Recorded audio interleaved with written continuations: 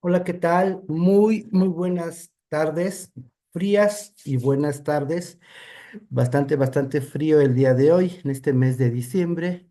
Bueno, antes que nada, darles un cordial saludo y pues a nombre del doctor Francisco Javier Herrera González, agradecerles pues su paciencia, agradecerles el que estén muy atentos a este curso sobre análisis del sistema educativo mexicano. El día de hoy vamos a abordar ya nuestra última sesión, la sesión número 4, donde analizaremos pues de una manera pues bastante integral, bastante holística, pues las características de nuestro sistema educativo, pero ya en las décadas recientes, desde los 90 hasta, desde los 80s, 90 hasta nuestros días, señalando las reformas más importantes, las últimas tres reformas más importantes que ha tenido nuestro sistema educativo y sobre todo también pues los retos que aún le tocan por resolver, por enfrentar a nuestro sistema educativo. Bueno, vamos a iniciar, recordarles mi nombre, David Enríquez Reyes, doctor en educación, y pues agradezco nuevamente su atención. Vamos a iniciar y comparto pantalla. Compartimos. Listo. Ahí va. Muy bien. Análisis del sistema educativo mexicano, sesión número 4, referente a los retos y reformas recientes de los años 1982 al 2023, por un servidor, doctor David Enríquez Reyes. Bueno, antes de iniciar a abordar ya directamente este periodo, recordemos brevemente lo que abordamos la sesión anterior. En la sesión anterior estuvimos hablando de el modelo educativo de México dentro de un periodo de modernidad, dentro de un periodo de crecimiento y desarrollo industrial y tecnológico, dentro de un periodo donde hay un crecimiento poblacional bastante considerable y dentro de un periodo donde también, por consiguiente, hay un proceso de urbanización acelerada. Esto va a llevar lógicamente a que las políticas de nuestro país en educación estén encaminadas a ampliar las oportunidades de estudio para los mexicanos. ¿Esto en qué sentido? En el sentido de crear mayor número de escuelas primarias, de escuelas secundarias, de educación media superior y de educación superior. Sí, pero estos esfuerzos se concentran muy primordialmente en las zonas urbanas, donde se presenta con mayor detenimiento, con mayor énfasis el crecimiento poblacional. No así en las zonas rurales. En las zonas rurales, que si bien se siguieron llevando a cabo los proyectos para seguir construyendo más escuelas y formando más maestros en normales rurales, no logró transformar de manera significativa la realidad que se estaba viviendo en esta parte de la educación, en la educación rural, en la educación que se daba en los campos y en las regiones más marginadas. También mencionar que derivado de esto, se va creando en nuestro país un regionalismo educativo. ¿Por qué hablamos de un regionalismo educativo? Por las diferencias que se van presentando en las oportunidades de acceso, de permanencia y de egreso del sistema educativo, dependiendo de la zona donde te ubiques, el nivel socioeconómico en el que te encuentres y las oportunidades de crecimiento que tengas. Los estados más marginados, los estados con mayores dificultades para poder, para que la población pudiera consolidar su sistema, su trayecto formativo, pues eran los estados del sur y del sureste mexicano, ¿sí? Así como pues Veracruz, uno de ellos, que es la parte del litoral del Golfo de México, donde la situación de pobreza, la situación de vulnerabilidad, era también muy creciente. También recordarles que en el periodo anterior se da un proceso de migración muy fuerte del campo a la ciudad. Esta migración hace que exista aún mayor demanda de educación en las ciudades, ¿sí? Lo cual, ya como vimos en el último presidente que fue López Portillo, pues se trataron más que metas, proyectos que buscaron crear esta cobertura, ampliar la cobertura educativa sin que se obtuvieran resultados significativos. Fíjense cómo es interesante toda esta parte, ¿por qué? Porque podemos darnos cuenta que aunque las intenciones de los gobiernos en su momento eran ampliar la oferta educativa, la realidad económica de nuestro país, los índices de corrupción que tenía en nuestro país o que pudiese todavía permanecer, pues lógicamente lo que hacía era que el dinero que estaba destinado a los proyectos educativos muchas veces no se invertía como tal en dichos proyectos y se utilizaba para otros aspectos que tenían que ver más con la política que con la educación. ¿Sí? Bien, ahora sí, vamos a abordar de lleno el periodo que nos ocupa. Los propósitos de esta sesión es analizar los retos actuales del sistema educativo en México, los que estamos viviendo en este momento, y conocer las reformas educativas recientes y sus implicaciones. Estamos hablando de los últimos gobiernos, desde el anterior a Peña Nieto, por ejemplo, sí, los gobiernos panistas. Vamos a estar hablando también de los cambios que se dan precisamente para pues cambiar la realidad de nuestro país, desde los gobiernos panistas de Vicente Fox, Felipe Calderón, pasando nuevamente por Enrique Peña Nieto, ¿sí? Y luego con la cuarta T, la cuarta transformación, que es, en este caso, la nueva escuela mexicana, ¿sí? Entonces vamos a conocer esas reformas, pero también a mí me interesa mucho que veamos, que analicemos, que nos detengamos a ver cuáles son los retos más relevantes que aún falta por cubrir, por superar nuestro sistema educativo mexicano.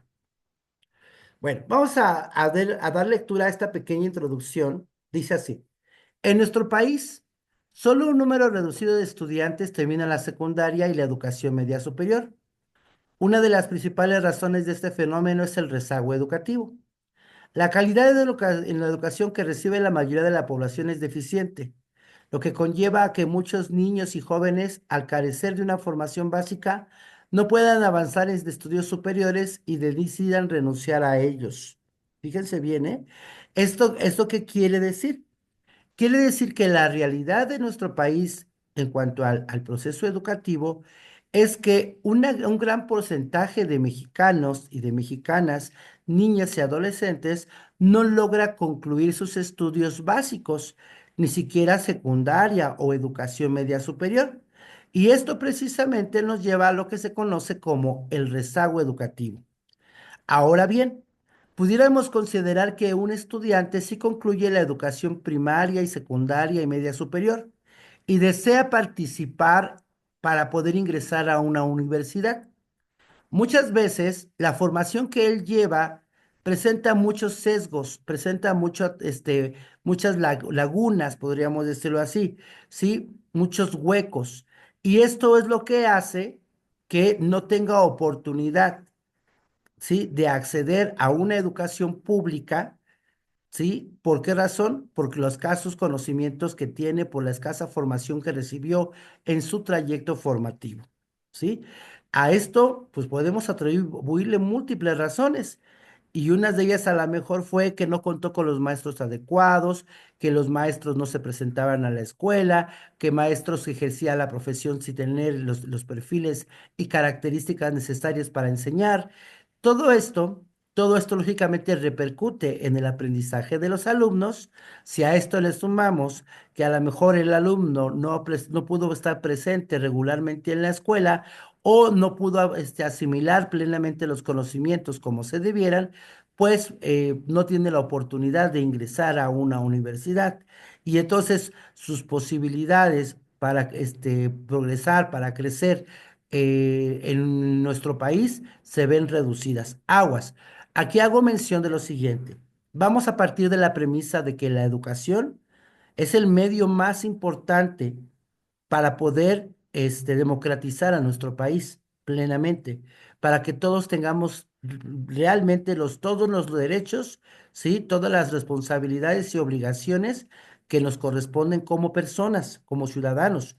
Pero ¿qué creen? Muchas veces la educación no es garantía de nada. Muchas veces el que hayas recibido o que hayas concluido tus estudios no es garantía de que vas a tener una mejor calidad de vida, no es garantía de que vas a tener un empleo bien pagado o bien remunerado. Desafortunadamente, sí, el poder acceder a una universidad es súper complicado. El poder encontrar un trabajo de haber estudiado, después de haber estudiado 4 o 5 años en la universidad, resulta a veces también mucho más complicado que estudiar. Bueno, partamos entonces de una de las primeras realidades que presenta nuestro país. Nuestro país presenta un fuerte rezago educativo.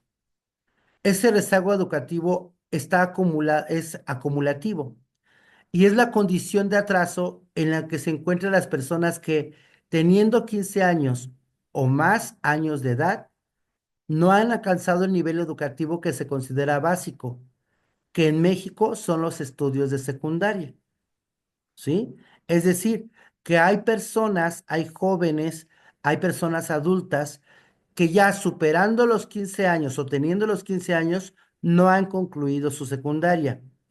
De acuerdo con el último censo de población de México, en total, en tal condición se encuentran casi 32 millones de personas que representan 41% de la población mayor de 15 años. El 41% de la población mexicana mayor de 15 años, ¿sí? No concluyó sus estudios de secundaria o llegó hasta la secundaria, ¿sí? Más bien, llegó hasta estudios de secundaria. Este porcentaje es alarmante.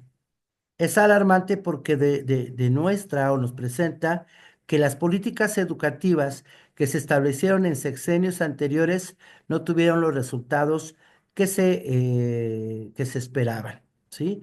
Entonces, si a esto le vamos a sumar que el rezago educativo se intensifica a raíz de la pandemia que tuvimos hace algunos años por COVID-19, pues lógicamente esto es mucho más alarmante. Jóvenes que fueron promovidos en grado escolar sin haber adquirido ningún conocimiento, ninguna habilidad. Bien, quiero que observemos este semáforo de rezago en cuanto a servicios educativos. ¿Por qué quiero que por qué quiero que lo revisen? Quiero que chequen cómo existen una fuerte diferenciación en cuanto a las oportunidades de, de estudio en los distintos estados de la República, de posibilidades de crecimiento y desarrollo que van de la mano de la educación, ¿vale? Entonces, miren, por ejemplo, si observan ustedes, aquí tenemos eh, porcentajes donde nos hablan de cantidad de personas que han podido concluir sus estudios y los que no lo han logrado hacer, ¿de acuerdo? Y entonces observen cómo el mayor rezago educativo que se presenta en nuestro país está en lo que es los estados del sur, Yucatán, el Golfo de México, Hidalgo, Puebla, Michoacán, Guanajuato, Zacatecas, Nayarit. Esos son los estados que presentan mayor rezago de servicios educativos. Y ahora, si lo analizamos también con los aspectos de su Producto Interno Bruto, su desarrollo industrial, su calidad de vida, pues va de la mano, ¿sí? Encontramos que son entidades donde pues hay altos índices de pobreza, altos índices incluso también de vulnerabilidad, Muchos de esos estados radican comunidades indígenas, ¿sí? Y entonces, pues esto va de la mano de que en estas zonas también, pues falta el servicio educativo, las escuelas se encuentran en malas condiciones, ¿sí? Las personas que estudian en dichas escuelas no alcanzan a concluir sus estudios porque tienen que incorporarse al sector laboral, ¿sale? ¿Ok? Y después tenemos aquí en amarillo, aquí los tenemos en amarillo, los estados que tienen un rezago educativo medio, ¿sí? En la media, podríamos decirlo así. Y pues observan, tenemos aquí a Quintana Roo, a Campeche, a Tabasco, a Querétaro, a el Estado de México, Tlaxcala, Morelos, en el occidente, Jalisco, Zacatecas, Tamaulipas. Ujú. Tenemos a Chihuahua, Sinaloa, Durango, la península de Baja California. Todas estas zonas están en la media en cuanto a rezago educativo. Por arriba de la media, ya dijimos yo, son los de rojo. Y los que se encuentran abajo de la media nacional en rezago educativo, fíjense cuáles son. La Ciudad de México, pues lógicamente, pues ahí encontramos las escuelas, mayor número de escuelas primarias, secundarias, preparatorias, universidades. Nuevo León, ¿correcto? Chihuahua, ¿sí? Y Sonora. Fíjense bien. Entonces, todos estos, perdón, Coahuila. Aquí estaba confundido, perdón, Coahuila, sí, Chihuahua ya lo mencioné acá.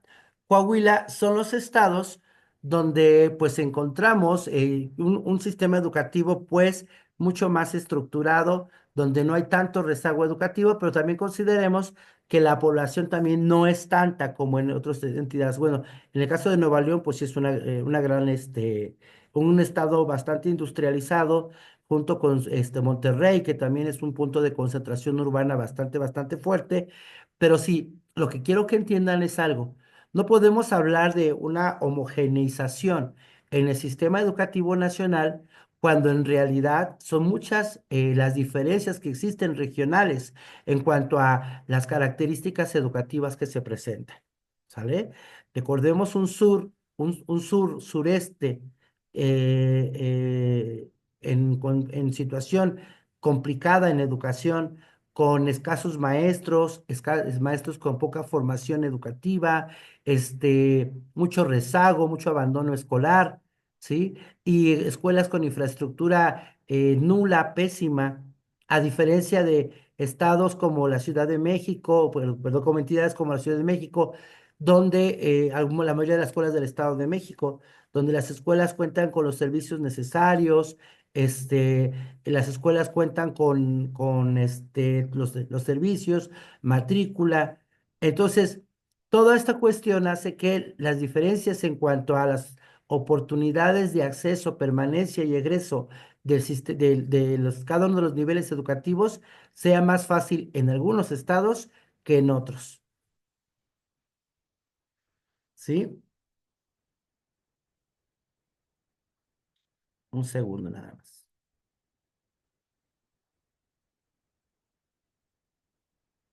Ujú. Aquí encontramos precisamente otros datos estadísticos, ¿sí? Sobre principalmente lo que es el analfabetismo en México. Me interesa más esta parte que es por barras en cuanto a la situación de hombres y de mujeres. Observen desde 1990, 2000 y 2010, ¿sí? Los niveles de analfabetismo que se presentaban en nuestro país. Ujú. Porcentaje de la población de 15 y más años analfabeta por género. En 1990 era el 9,6% de la población de hombres era analfabeta. En 1990 en mujeres es el 15%. ¿Esto qué quiere decir? Que hay mayor número de analfabetas mujeres. ¿Por qué razón? precisamente por los usos y costumbres, por el machismo, por la cultura mexicana, que da menos oportunidades de crecimiento y desarrollo para las mujeres que para los hombres. En el 2000, 7,4% de los hombres es analfabeta y 11,3% de las mujeres es analfabeta. Sí hay una tendencia a la reducción, eso es lo importante. En el 2010, ¿sí? De 5,6, ¿correcto? Bajó a 5,6 en el de hombres y en el 8,1 a las mujeres. Pero sigue siendo más alto el porcentaje de mujeres analfabetas que de hombres, lo que sigue marcando esta barrera de género, ¿sí? Esta diferencia de género de oportunidades en educación. Ujú. El 60% de las personas que no saben leer y escribir en México son mujeres. El 23% pertenece a grupos indígenas, forman parte de grupos indígenas. Y entonces, observen, chequen ustedes cómo es en las comunidades más vulnerables donde encontramos esta parte que es el analfabetismo. Y eso se va a traducir en condiciones de pobreza, en condiciones de explotación, en condiciones de abuso. ¿Y saben qué más? Condiciones de injusticia, en condiciones de injusticia. Hay una situación de vulnerabilidad. Y esta cuestión de vulnerabilidad tiene que ver por la falta de acceso a servicios, por la falta de acceso a oportunidades de crecimiento. Y la educación es un derecho, es un servicio y es una oportunidad para crecer. Y si esas personas indígenas o personas pobres que están en condición de calle no tienen acceso a la educación, es muy difícil que puedan romper los esquemas de desigualdad que se viven en nuestro país. ¿Sí?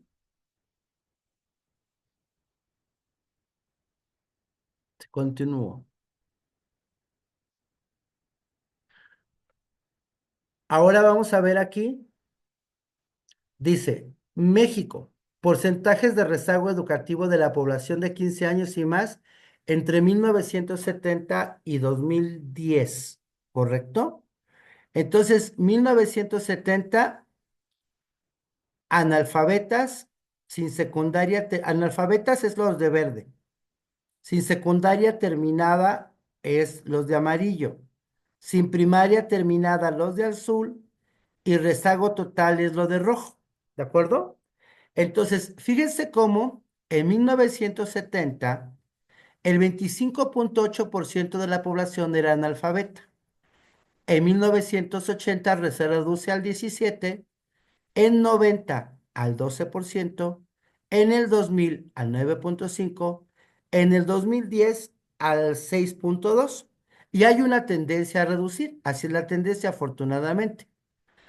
Ahora, sin primaria terminada, fíjense en 1970, después del gobierno de Gustavo Díaz Ordaz, ¿ok? Ya con Luis Echevarría, que lo vimos en la sesión anterior. 1970, 42,7 sin primaria terminada. En el 80, 24,9. En el 90, 23,5. En el 2000, 18,6. Y en el 2010, 13,0. Hay una tendencia de reducción de ese porcentaje, afortunadamente.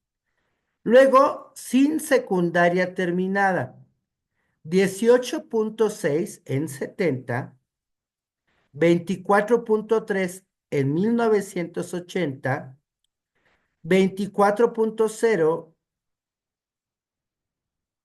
en 1990, pero fíjense, no hubo una reducción significativa entre el 80 y el 90, ¿de acuerdo?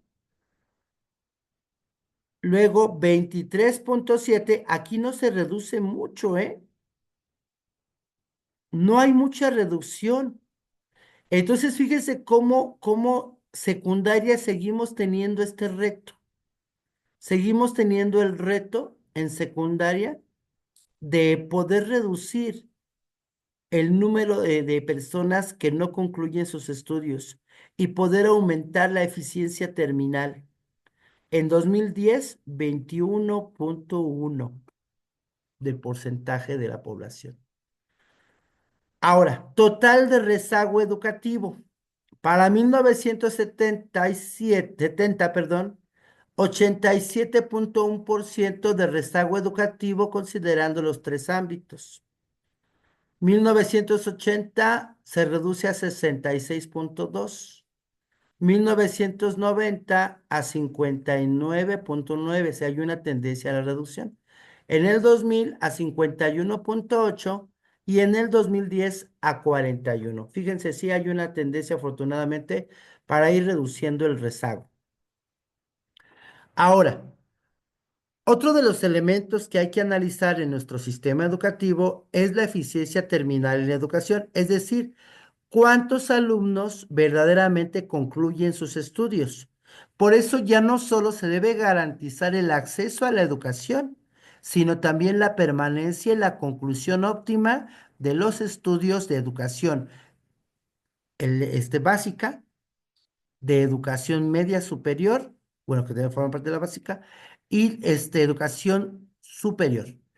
¿Qué es esto de eficiencia terminal en educación? Es el número estimado de alumnos que egresan de cierto nivel o tipo educativo en un determinado ciclo escolar. Por cada 100 alumnos de nuevo ingreso, inscritos tanto ciclos escolares atrás como dure el nivel o tipo educativo en cuestión. En pocas palabras, el número de alumnos que pueden egresar de un determinado nivel educativo. ¿Y por qué lo mencionamos? Les voy a poner un ejemplo. Un ejemplo es la Universidad Autónoma de la Ciudad de México. Estas universidades fueron creadas durante el gobierno de Andrés Manuel López Obrador cuando gobernaba la Ciudad de México. Y entonces, aquí hay un dato interesante. ¿Por qué? Porque esas universidades sí dieron cabida a una gran cantidad de estudiantes, pero su eficiencia terminal es muy baja. Es decir, estudiantes que ya terminaron sus estudios, pero que no se han titulado, que no han concluido sus procesos de titulación. ¿Sí? Ahí la eficiencia terminal no es muy efectiva. Ahora, nuestro principal problema en nuestro país, el rezago educativo.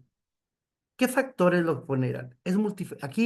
Aquí tenemos que tomar en cuenta el pensamiento de Edgar Morin, que es el pensamiento complejo, porque no podemos dar una explicación lineal de por qué existe el rezago educativo en México. Tenemos que presentarlo desde la complejidad. Es resultado de una multiplicidad de factores que interactúan entre sí.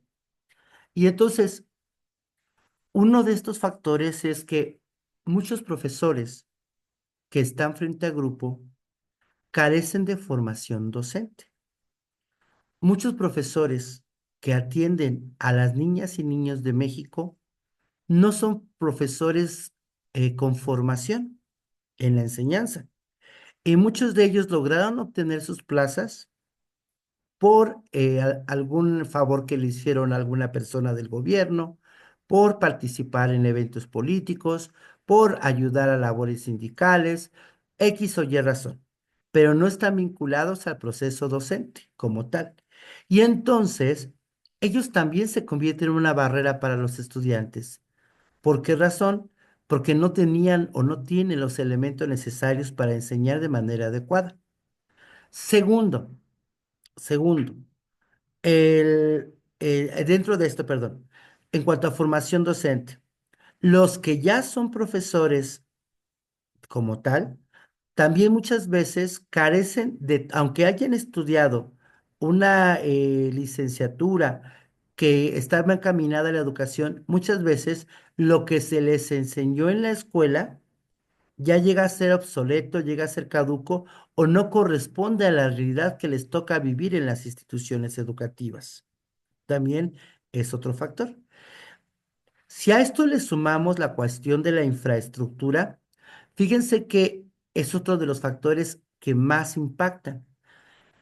Hay escuelas de nueva creación, escuelas que se construyen sin nada. donde los estudiantes toman clases al aire libre, donde los estudiantes toman clases en techumbres, donde los estudiantes toman clases en casas prestadas, en auditorios y no propiamente en aulas, como debiera de ser. O las escuelas que ya están establecidas carecen del presupuesto para seguir operando como debieran de operar y darles mantenimiento. Entonces, la escasez de escuelas, la falta de mantenimiento para escuelas, también es otro factor que genera este rezago educativo. Otro factor que genera el rezago educativo es la participación de los padres de familia, la nula participación de los padres de familia en el proceso educativo de sus hijos. Muchas veces se tiene la idea que quienes deben enfrentar solamente la cuestión educativa son los maestros, pero no. Actualmente debemos de considerar que también los padres de familia juegan un papel relevante y deben de involucrarse de manera positiva en los aprendizajes de los estudiantes. Yo creo que este que viene es el principal factor que genera el rezago educativo, la cuestión socioeconómica, ¿sí? El rezago educativo está vinculado al ausentismo de los alumnos a la escuela, ¿sí?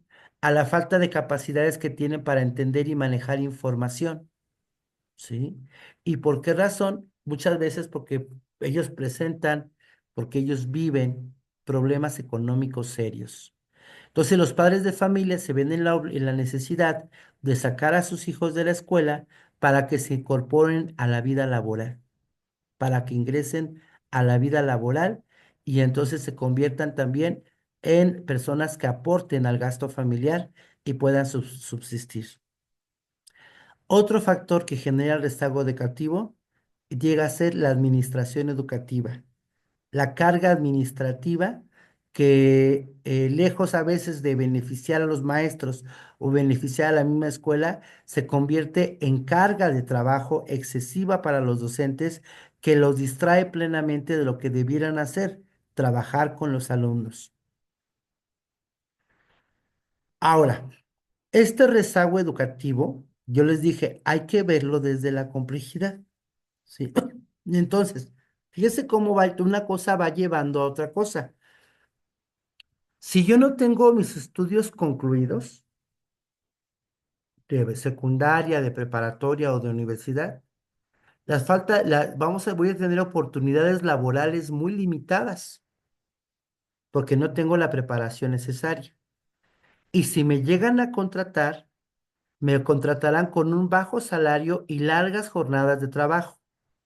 Esos bajos salarios que perciben las personas que no están preparadas académicamente incrementan la pobreza y la marginación en esas personas y en ese grupo social. Entonces, ¿qué es lo que sucede? Muchos jóvenes, al verse decepcionados por los que les pagan, por la explotación que viven, pues deciden dejar de trabajar y se incorporan a la delincuencia, al crimen organizado, que muchas veces pues les deja mucho más dinero, pero con mayor riesgo. Entonces, la falta de educación da mínimas oportunidades de desarrollo humano. El IDH se reduce considerablemente si tus niveles de estudios son muy bajos. Cuando tenemos un alto rezago educativo, la productividad nacional también disminuye. Y disminuye porque tiene que ver con las características de la fuerza laboral, por las capacidades que tiene la misma, o incluso con el compromiso de las personas para trabajar, debido a la oferta de pago que se les da. Y lo más relevante, el rezago educativo nos lleva al incremento de la desigualdad social, de la pobreza. ¿Sí? Fíjese cómo una cosa nos va llevando a otra. ¿Sí? El rezago educativo nos lleva al incremento de la desigualdad social en nuestro país. ¿Y qué creen? México, México es uno de los países de América Latina, como otros tantos, que presenta altos índices, perdón, de rezago educativo. ¿Sí? ¿Sí? Estudiantes que aunque incluso puedan seguir avanzando en sus estudios, presentan carencias muy graves en temas, contenidos, aprendizajes que deberían poseer. Y por otro lado, aquellos estudiantes que no concluyeron su educación primaria, secundaria, media superior o superior. Todo esto los lleva a pues estar destinados, muchos de ellos, a condiciones de desigualdad económica y social. Ahora, el rezago educativo también puede llevar o va de la mano de la deserción escolar en México. ¿En qué nivel se presenta un mayor índice de deserción escolar? Les voy a decir en qué niveles. En la educación media superior. ¿Y saben cuál es el factor que influye más en la deserción escolar? El maestro. ¿Y por qué razón? Porque en media superior es como un filtro. Todos aquellos estudiantes que concluyeron secundaria, pero que llevan arrastrando su rezago educativo, entran a media superior y se topan con pared cuando existen los maestros que pues no cumplen los alumnos los estándares necesarios para seguir avanzando y les cortan las alas. Es decir, no existe un programa plenamente de recuperación para estos jóvenes y los alumnos entonces deciden desertar de la educación media superior. Ha habido estudios donde de grupos de 50 alumnos que entran en media superior, egresan 15, egresan 20, más del 50% deja sus estudios en este nivel. Entonces, en la deserción escolar se refiere a aquellos niños y jóvenes que por distintas razones dejan sus estudios y ya no los continúan. Y el rezago se refiere al atraso que se tiene en cuanto a los conocimientos que debería de poseer el alumno, sí, que va en tal o cual grado. Este fenómeno se presenta con mayor fuerza en los estados y localidades más pobres de México, así como en muchas comunidades indígenas. La cuestión también del rezago y la deserción escolar está muy presente en los estados que ya les mencioné, los de rojito. Ahora, problema educativo, deserción escolar en México. La deserción escolar constituye uno de los graves problemas que enfrentan las autoridades para abatir el rezago educativo, mejorar la competitividad y con ello el nivel de ingreso de la población. Recuerden que una persona más preparada será la que pueda tener mayores oportunidades de crecimiento y desarrollo en nuestro país. Ok, alumnos que dejan la escuela a nivel nacional. En educación básica, el 1,7% de los alumnos deja la escuela. En secundaria, el 7,1%. En bachillerato, el 16,3%. Y de los que logran salir a la licenciatura, el 23,6%. ¿Correcto? Y entonces, el estado con mayor problemas de deserción escolar es Michoacán. ¿Y por eso por qué? Y tiene que ver mucho con la migración. Muchos jóvenes prefieren migrar hacia los Estados Unidos para buscar mejores condiciones de vida que aventarse a estudiar para a la mejor, pues no recibir, estar en un empleo más o menos pagado, pero el milagro mexicano les ofrece una mayor promesa, ¿sí? Materias con mayor rezago perdón, el sueño americano. Materias con mayor rezago en nuestro país, matemáticas, ciencias y lectura, donde tenemos mayor número de retos. Causas de este rezago, la migración, la mala alimentación, las drogas, la escasez de recursos económicos que ya mencionamos, ujú, y los planes y programas de estudio que nada tienen que ver con el contexto y el entorno de los estudiantes. Actualmente se construye un modelo educativo adecuado a los nuevos tiempos, con mayor inversión en el sector y alcance para zonas marginadas. Es lo que se planteaba hace algunos años. Y aquí tenemos otro flyer donde dice México, primer lugar en deserción escolar en el mundo. Estados con mayor deserción escolar. Los estados con mejores condiciones económicas registran el mayor índice de deserción escolar del país. Fíjense, ahí hay una contradicción, ¿eh? Por ejemplo, Chihuahua es el tercer estado con mayor número de deserciones. En su nivel medio supera del 17,6%. Nuevo León es el estado con mayor deserción, con una tasa del 23,6%. Pero aquí hay que explicarlo de tal manera. ¿Por qué? Porque ellos se tienen cerca de Estados Unidos. Y hay deserción escolar porque tienen la tentación de los Estados Unidos. El diario oficial, perdón, el Distrito Federal, en lo que es Ciudad de México, ocupa el segundo lugar con 18,5% de deserción escolar. Esta deserción escolar, fíjense bien, obedece a múltiples factores, no solo es el económico. Solamente se hace referencia a que paradójicamente, los estados que tienen una posición económica buena también tienen mucha deserción escolar. Los estados con menor deserción escolar son Veracruz y Tabasco, con una tasa del 12%, ¿sí?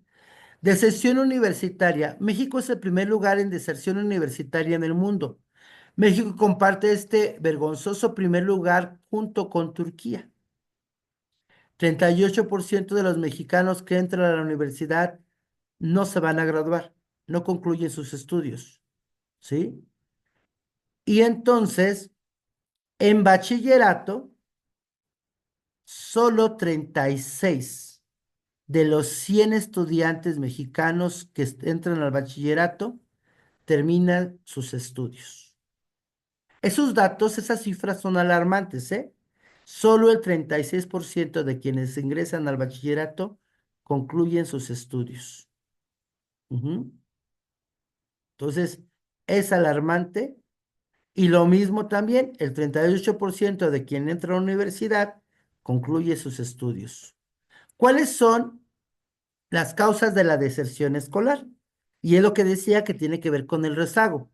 Las materias reprobadas, principal causa de deserción, falta de dinero para útiles y transporte, causas de la deserción de jóvenes de familia de bajo ingreso, embarazos en adolescentes entre 15 y 17 años.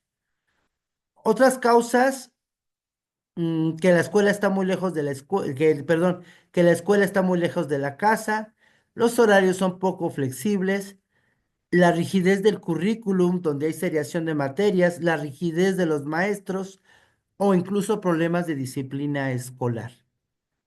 Ujú. Entonces, eso también es una de las grandes problemáticas de nuestro sistema educativo, la deserción escolar y lo que ya vimos que fue el rezago educativo. En media superior, yo les había mencionado que tenemos un alto índice de abandono escolar, ¿ok? En este dato del 2015, fíjese cuáles son los factores, la presencia de factores entre grupos no abandonante y abandonante. A ver, por ejemplo, dice, reprobar materias en semestres anteriores, beca durante un semestre anterior, asignación a escuelas no deseadas, eso también es otro factor. Trabajo durante el semestre anterior, ¿sí? O incluso algunos deciden trabajar en los periodos vacacionales, les gusta el dinero y ya no regresan a estudiar. Considerar que estudiar es poco útil. Algunos estudiantes hoy en día consideran que el estudiar ya no cumple sus expectativas para proyecto de vida. Embarazos que ya mencionamos. Ujú. Contraer matrimonios, consumo de bebidas alcohólicas, algunos consumen drogas, otros incluso por violencia en las escuelas o bullying. Ahora vamos a ver la realidad de la educación superior. Solo 22% de los mexicanos tiene algún grado de estudio superior, solo el 22%. Es un porcentaje muy bajo. Habríamos que conseguir una gráfica que lo compare con otros países. Población de 25 a 64 años con estudios superiores según el nivel alcanzado en porcentaje total, ¿sí? Solo en una, fíjense bien, aquí este porcentaje es muy, muy poquitito, que es el 1%, tiene carrera corta o carrera técnica. Solo el 1% tiene algún doctorado, ¿sale? Solo el 2% tiene una maestría. El 18% tiene licenciatura o ingeniería. Y el 78% tiene estudios menores a la educación superior. ¿Ya vieron? Entonces quiere decir que solo el 22% de los mexicanos tiene algún grado de estudio superior. Y entonces nos podrían decir miles de proyectos, de escuelas, de que se puedan crear programas, pero los resultados son los que señalan la efectividad de esos programas. Y aquí los de sus resultados son alarmantes, son decepcionantes. El 22% de los mexicanos tiene algún estudio superior. Solo el 22%. Mientras que en otros países supera hasta el 70-80%. Si a esto le sumamos el charrismo sindical en este periodo de los gobiernos de Miguel de la Madrid, Carlos Salinas de Gortari, Ernesto Zedillo, Vicente Fox, donde los sindicatos, los líderes sindicales, el Baester Gordillo, frenaban las reformas educativas que pudieran afectar los intereses del magisterio, las garantías del magisterio, los privilegios de los líderes, ajá, pues también fue un freno verdaderamente a los cambios en educación, a los cambios en educación. El sindicalismo también ha sido uno de los factores que han impedido que verdaderamente se modernice nuestro sistema educativo. Se ha confundido muchas veces la obligación que tiene el docente de brindar un servicio educativo de calidad a la violación de derechos laborales. Ujú. Muchas veces se argumenta y dice, es que tengo derecho a esto, pero también tengo obligación de brindar un servicio de calidad, de actualizarme, de prepararme, de ser responsable con mis alumnos, de ser responsable como director, de ser responsable como supervisor, ¿sí? Y entonces muchas veces nos protegemos o tomamos como pretexto esta cuestión sindical para no hacer el trabajo que nos corresponde. Es otro de los factores importantísimos. Bueno, ahora, en esta parte, hasta aquí vamos bien, pero fíjense bien cuáles fueron las tres últimas reformas importantes hasta la que tenemos en este momento. Bueno, voy a mencionarlas. Tuvimos nosotros una reforma educativa en nivel preescolar en 2004, en 2006 en secundaria y en 2009 en primaria, para articular toda la educación básica. Y se llamó la reforma integral de la educación básica. Pero ¿qué creen? Estuvo encaminada a brindar una educación bajo el concepto de competencias. Desde preescolar, por eso preescolar manejaba muy bien las competencias porque ellos lo comenzaron a implementar desde el 2004, entendido como el conjunto de conocimientos, habilidades, capacidades, actitudes que de manera integral pone en juego una persona para resolver una situación, ¿sí? Hubo hasta formación de posgrados con respecto a las competencias para los maestros, especializaciones y demás. Entonces fue un boom muy fuerte el tema de las competencias, vinculado al sector productivo, al sector laboral. Todo ya estuvo estructurado con base en competencias. De hecho, el plan de estudios 2011, el plan de estudios 2011 completamente estaba estructurado por competencias, que eran las competencias para la vida, ¿sí? Eran las competencias genéricas. Y entonces, todos los procesos de enseñanza, desde preescolar, primaria y secundaria, era en función del desarrollo de competencias, ¿sí? Y entonces, cada asignatura tenía sus propias competencias, las competencias disciplinares, y se extendían hasta media superior. ¿De acuerdo? También el nivel medio superior siguió adoptando el concepto de competencias y que el mismo CONALEP ya tenía bastante estructurado. Plan de estudios 2011 ya estaba plenamente integrado por competencias, pero fue de manera gradual. 2004 preescolar, 2006 secundaria, 2009 primaria, 2011 plan de estudios con enfoque por competencias. Esto duró muchos años. Posteriormente, en 2011, aparece Enrique Peña Nieto y en su sexenio, pues tenemos ahí antes, durante su proceso y durante su sexenio, una ruptura con el sindicalismo magisterial cuando se da persecución a el Baster Gordillo, se somete a juicio y se encarcela, ¿sí? Entonces, aquí Enrique Peña Nieto presenta un nuevo modelo educativo que, bueno, primero como una reforma, algunos llamaban laboral, y después una mejora, una reforma pedagógica. Este nuevo modelo educativo se sustentaba en se conocía como aprendizajes clave, que aquí lo tenemos de estos aprendizajes clave. Estaba para la educación integral, tenía tres componentes: formación académica, autonomía curricular y desarrollo personal y social. Y decía que estos aprendizajes clave contribuían a formar ciudadanos libres, responsables e informados para vivir plenamente en el siglo XXI. Los aprendizajes clave tuvieron debut y despedida. A mi punto de vista, este modelo educativo estaba bastante bien estructurado.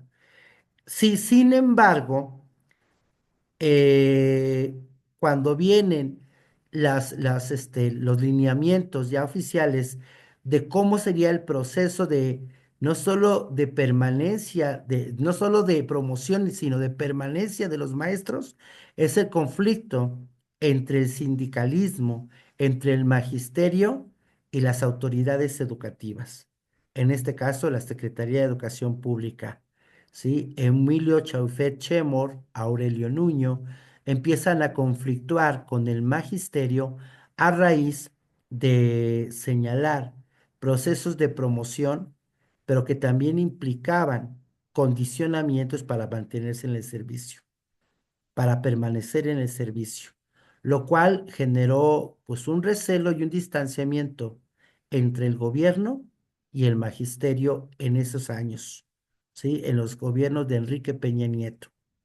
Entonces, aquí viene pues lo que mencionábamos nosotros, que estos procesos de aprendizaje es clave, pues se continúan, se establecen ya constitucionalmente y demás, pero pues hay un cambio de gobierno después de Peña Nieto y sube a la presidencia de México pues Andrés Manuel López Obrador, quien tiene un nuevo proyecto político que se conoce precisamente como la Nueva Escuela Mexicana. La Cuarta Transformación, el Movimiento Regeneración Nacional, gana las elecciones y entonces hay que dar una propuesta educativa nueva, diferente, y pues hay que romper de tajo con todo lo anterior.